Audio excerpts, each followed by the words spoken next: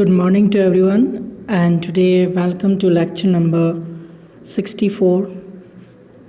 आज हम सीखने वाले हैं लेक्चर नंबर 64। तो लेक्चर नंबर 64 बहुत ही ख़ास है, जो हम नए टेंस की शुरुआत की बेसिक इन्फॉर्मेशन आपको हम दे रहे हैं। अभी तक पुरानी क्लासेस के अंदर हमने एक तो सारे चारों टेंस प्रेजेंट पढ़े और दूसरा सभी 5 टेंस को हमने फिनिश किया। तो इसमें हम सीखने वाले हैं फ्यूचर टेंस। फ्यूचर टेंस क्या होते हैं? फ्यूचर नाम से ही पता चल रहा है भविष्य की ओर इंडिकेशन करना, यानी कि भविष्य में अभी 3 रूपों में हमने टाइम को डिवाइड किया था। टाइम मतलब टेंस, एक तो प्रेजेंट जो आज चल रहा है, पास्ट मतलब जो गुजर चुका है, और ये 2 टेंस तो हमने पढ़ रखे हैं, आज के और जो गुजर चुका है यानी कि पास्ट के। अब जो हम सीखने वाले हैं उसमें है फ्यूचर टेंस। तीसरी कैटेगरी जो हमारी है वो है फ्यूचर टेंस। अब फ्यूचर टेंस क्या होता है? भविष्यकाल। अब फ्यूचर के अंदर यानी कि भविष्यकाल, जिसे हम फ्यूचर र को साइलेंट कर सकते हैं, फ्यूचर फ्यूचर फ्यूचर, इस तरह से आप बोल सकते हैं, फ्यूचर फ्यूचर फ्यूचर फ्यूचर, र ऑटोमेटिक निकलता है ना, फ्यूचर फ्यूचर फ्यूचर, इस तरह से आप प्रैक्टिस कर सकते हैं। बोलिए 5 बार इसको, फ्यूचर फ्यूचर फ्यूचर, इस तरह से आप इसको बोलने की प्रैक्टिस कीजिए। वही है फ्यूचर में भी आप देखिए कि वही कैटेगरी है। एक तो आपका सिंपल यानी कि सिंपल है, कंटिन्यूअस है, परफेक्ट है और परफेक्ट कंटिन्यूअस है। वही 4 टेंस प्रेजेंट में भी थे, वही 4 टेंस पास्ट में भी हैं और वही 4 टेंस फ्यूचर के अंदर भी हैं। तो यहाँ पे आप देखो कि पहला जो यहाँ पे बता रखा है, जैसे सिंपल फ्यूचर यानी कि सामान्य भविष्यकाल। फ्यूचर का मतलब क्या होता है? फ्यूचर टेंस यानी कि भविष्यकाल। भविष्यकाल के भी 4 भेद होते हैं, यानी कि फ्यूचर जो आने वाला है। आप भी प्रेजेंट में अच्छे पढ़ेंगे इनको तो future automatically strong 100% secure stand up हो जाएगा। और उसके लिए आपको दिन रात एक मेहनत करनी पड़ेगी अपने आप को प्रूव करने के लिए, क्योंकि आज के कंपटीशन और नेक्स्ट आने वाले 10 साल के कंपटीशन में ज़मीन और आसमान का अंतर है। तो आप क्या करेंगे, पहले इस पेज पे जो कुछ इन्फॉर्मेशन आई है उसको हम समझते हैं। पहला टेंस है आपका सिंपल फ्यूचर टेंस, यानी कि जिसको हिंदी में हम कहते हैं सामान्य भविष्यकाल। अब इस भविष्यकाल में कोई क्रिया होगी ऐसा जब अब बताना रहता है तो हम इस टेंस को यूज़ करते हैं। दूसरा टेंस आपका आता है future continuous tense. Future continuous tense क्या होता है? अपूर्ण, कंटिन्यू मतलब जो परफेक्ट नहीं है, जो कंटिन्यू चल रहा है उसे अपूर्ण यानी कि इम्परफेक्ट भी बोलते हैं, या कंटिन्यूस भी आप इसको बोल सकते हैं, प्रोग्रेसिव भी हम इसको बोल सकते हैं। ये सब एक ही है। प्रेजेंट इम्परफेक्ट कहूँ, प्रेजेंट कंटिन्यूस कहूँ या प्रेजेंट प्रोग्रेसिव कहूँ, सब एक ही टेंस होता है।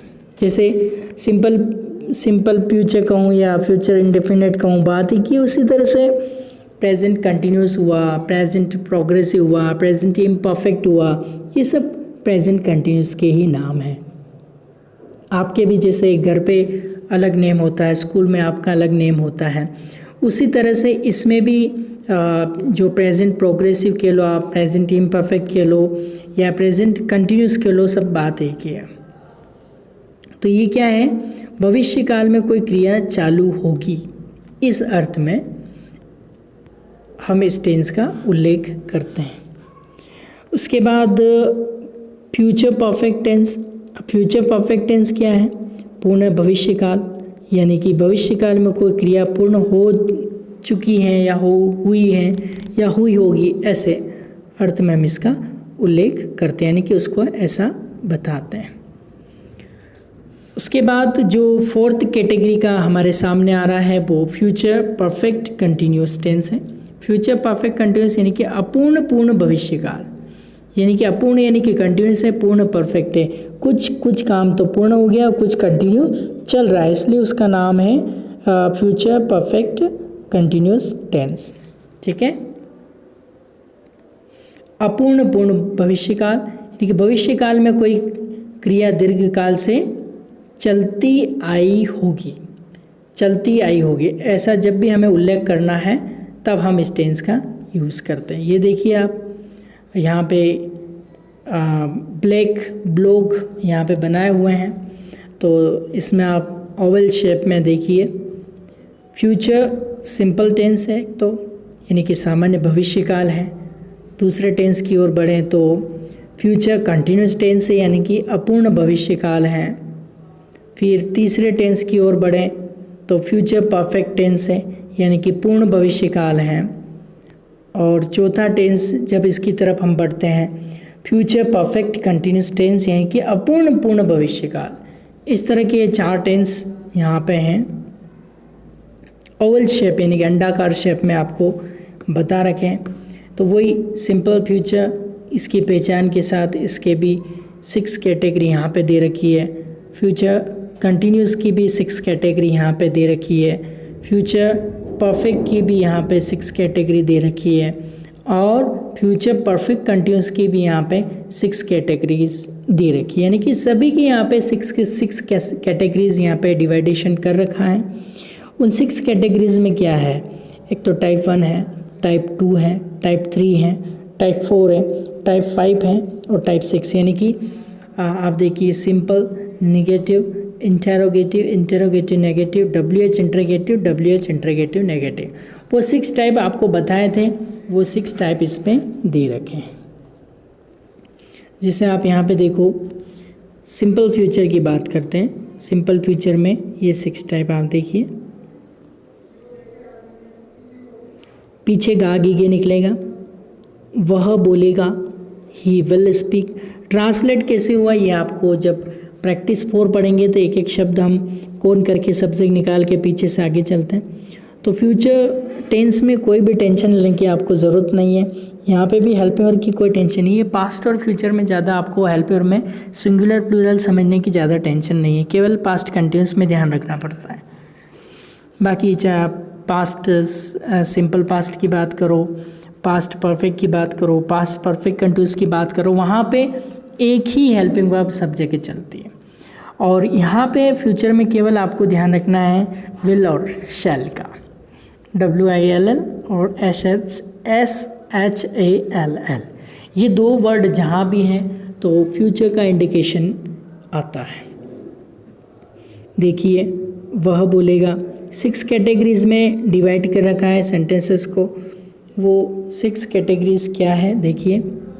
वह बोलेगा, ये सकारात्मक है, यानी कि सिंपल सेंटेंस है। वह नहीं बोलेगा, ये नहीं आया तो नेगेटिव हो गया।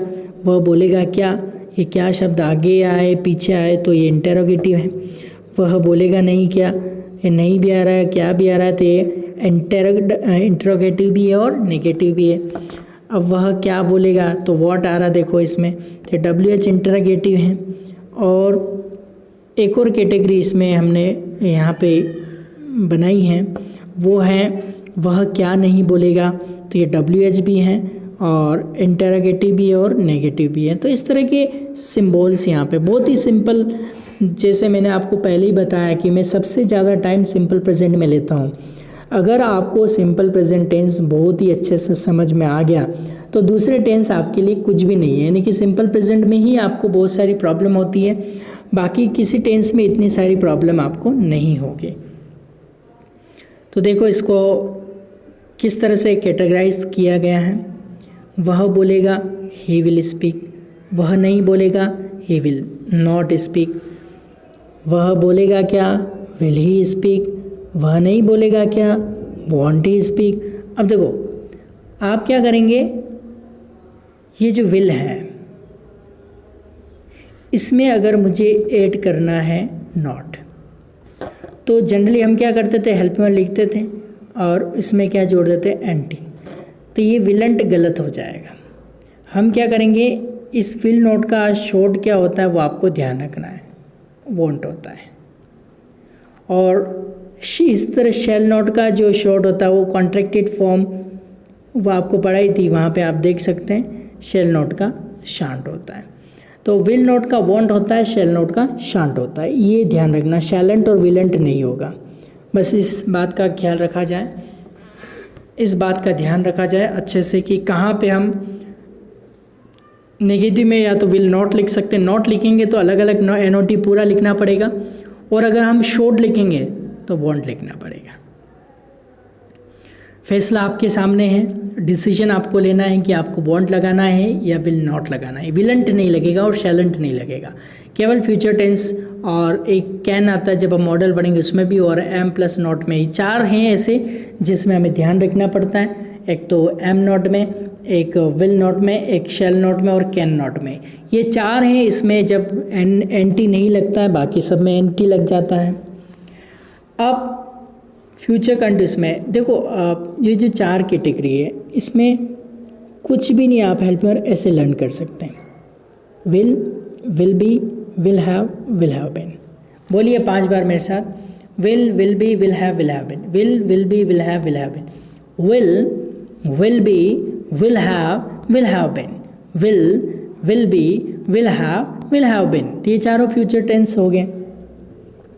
अगर शेल होगा तो shall, shall be, shall have been. Shall, shall be, shall have been. ये विल की जगह शैल आ जाएगा, पीछे का ये बी ऐसा का रहेगा, या है वैसा रहेगा, या हैव बीन ऐसा का ऐसा रहेगा। तो आप मेरे साथ बोले चारों टेंस की हेल्प पर, मतलब फ्यूचर के चारों टेंस की हेल्प पर आपको लर्न हो जाएगी। Will, will be, will have been. Will, will be, will have been. 2 बार इसको ले लिया, अब उसको भी ले लीजिए। Shall, shall be, shall have been. Shall, shall be, shall have been. इस तरह से आप दोनों कैटेगरीज में बात कर सकते हैं।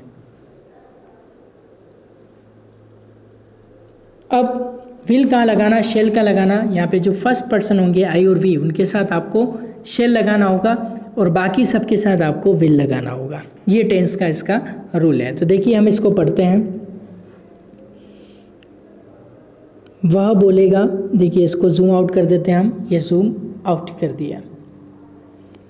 अब हम एक एक सेंटेंस पढ़ेंगे। वह बोलेगा, वह नहीं बोलेगा, वह बोलेगा क्या, वह नहीं बोलेगा क्या, वह क्या बोलेगा, वह क्या नहीं बोलेगा। ये क्या पीछे है या क्या बीच में आया, तो इनके WH आगे कर दिए। तो वह बोलेगा, ही विल स्पीक। वह नहीं बोलेगा, ही विल नॉट स्पीक। वह बोलेगा क्या, विल ही स्पीक। वह नहीं बोलेगा क्या, वॉन्ट ही स्पीक। वह क्या बोलेगा, व्हाट विल ही स्पीक। वह क्या नहीं बोलेगा, व्हाट वॉन्ट ही स्पीक। तो यहाँ पे हम केवल कैटेगरी देख रहे हैं। यहाँ पे एक एक टेंस को फिर से हम डिटेल में नेक्स्ट क्लास में पढ़ने वाले हैं, नेक्स्ट लेक्चर में पढ़ने वाले हैं। आपको बिल्कुल भी चिंता करने की ज़रूरत नहीं है। अब यहाँ पे आप देखिए, रहा होगा। रहा होगा यानी कि रहा मतलब कंटिन्यूस, होगा मतलब फ्यूचर। तो इस तरह से 6 कैटेगरी कैसे ईजाद करेंगे हम। वह बोल रहा होगा, ही विल बी स्पीकिंग।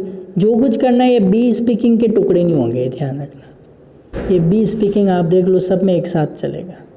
जो कुछ नोट करना है सब इसके पहले, बी स्पीकिंग के टुकड़े नहीं होंगे। इसी तरह यहाँ पे हैव स्पोकन के टुकड़े नहीं होंगे, हैव स्पोकन एक साथ चलेगा, इसके टुकड़े आपको नहीं करने हैं। यानी आप देखो फिर यहाँ हैव बीन स्पीकिंग के टुकड़े नहीं होंगे, हैव बीन स्पीकिंग एक साथ चलेगा। नोट वगैरह नहीं डाल सकते बीच में इसके अंदर। ये कैटेगरीज आपको बहुत ही अच्छे से समझनी है और ध्यान में भी इसको रखनी है। तो चलिए अब हम फिर से एक बार फिर से हम शुरुआत करते हैं। वह बोलेगा, ही विल स्पीक। वह नहीं बोलेगा, ही विल नॉट स्पीक। वह बोलेगा क्या, विल ही स्पीक। वह नहीं बोलेगा क्या, वॉन्ट ही स्पीक। वह क्या बोलेगा, वॉट विल ही स्पीक। वह क्या नहीं बोलेगा, वॉट वॉन्ट ही स्पीक। फिर कंटिन्यूस में रहा होगा शब्द होता आएगी। होगा मतलब क्या होता है, फ्यूचर। देखो इस टेंस का नाम है, इस टेंस को हम कहते हैं फ्यूचर। फ्यूचर मतलब होगा और कंटिन्यूस मतलब रहा, रही, रहे, इस तरह का। तो यहाँ पे कुछ नहीं करना है आपको, विल तो लेना ही है और बी लगा देना है। अगर मैं कैटेगरी वाइज करूँ कि फ्यूचर का कोई सा भी टेंस हो, सब में आपको विल लगाना है। क्या लगाना है? सब में आपको लगाना है। बस फ़र्क इतना है, इसमें बी आ जाएगा, इसमें हैव आ जाएगा और इसमें हैव बीन आ जाएगा। बाकी और कोई फ़र्क नहीं है। और इसमें केवल विल ही रहेगा। विल विल विल विल तो चारों में लिखना ही है। यहाँ विल है, यहाँ विल के साथ बी लग जाएगा, यहाँ विल के साथ हैव हो जाएगा, विल के साथ हैव बीन हो जाएगा।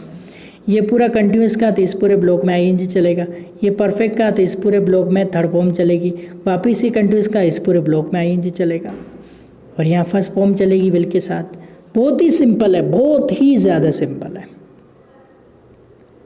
तो कंटिन्यू मतलब रहा आ गया, तो टेंस की पहचान हम ऐसे भी कर सकते हैं। वह बोल रहा होगा, देखो रहा होगा, ये फ्यूचर कंटिन्यूस, ये फ्यूचर, ये कंटिन्यूस, ये future continuous, future continuous, future continuous. तो आप फ्यूचर मतलब विल और कंटिन्यूस में आईएनजी लग जाएगा। तो जो कुछ करेंगे बी स्पीकिंग के टुकड़े नहीं करेंगे। ओके, तो देखो कैसे बनेगा। वह बोल रहा होगा, ही विल बी स्पीकिंग। वह नहीं बोल रहा होगा, he will not be speaking. Not पूरा लिखेंगे तो नॉट विल और बी दोनों के बीच में आएगा। फिर बहुत सारे लोग क्या करते हैं कि नॉट बी नॉट कर देते हैं, ये बी के बाद नॉट नहीं लगाना, वो गलत हो जाएगा आपका। ओके, अब वह बोल रहा होगा क्या, तो विल ही बी स्पीकिंग। हम पूरा डिटेल में पढ़ेंगे। वह नहीं बोल रहा होगा क्या, वॉन्ट ही बी स्पीकिंग। अब देखो विलेंट नहीं किया, यहाँ पे वॉन्ट किया है। फिर वह क्या बोल रहा होगा, what will he be speaking. वह क्या नहीं बोल रहा होगा, what won't he be speaking. इस तरह से हम क्या करते हैं, इनके टुकड़े करके और हम इसे बोल सकते हैं। परफेक्ट का मतलब बोला होगा, आ होगा, आई ये होगा, होगा मतलब ये सब में फ्यूचर आ रहा है, और आ बोला बोला बोला इस तरह से आ ये आ रहा है, तो ये किस में हो जाएगा, परफेक्ट के कैटेगरी में। और परफेक्ट मतलब वो क्या, V3 यानी कि वर्ब की थर्ड फॉर्म लगानी है और आगे क्या लेना, विल हैव। जो कुछ करना विल और हैव दोनों के बीच में, यानी हैव स्पोकन के टुकड़े नहीं होंगे।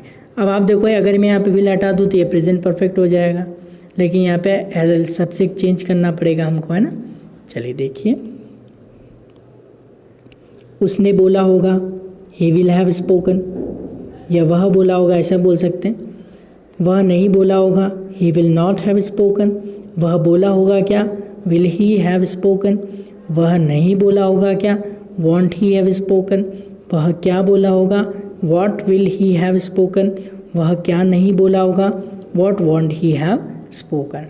इस तरह से हम इसकी प्रैक्टिस कर सकते हैं। फिर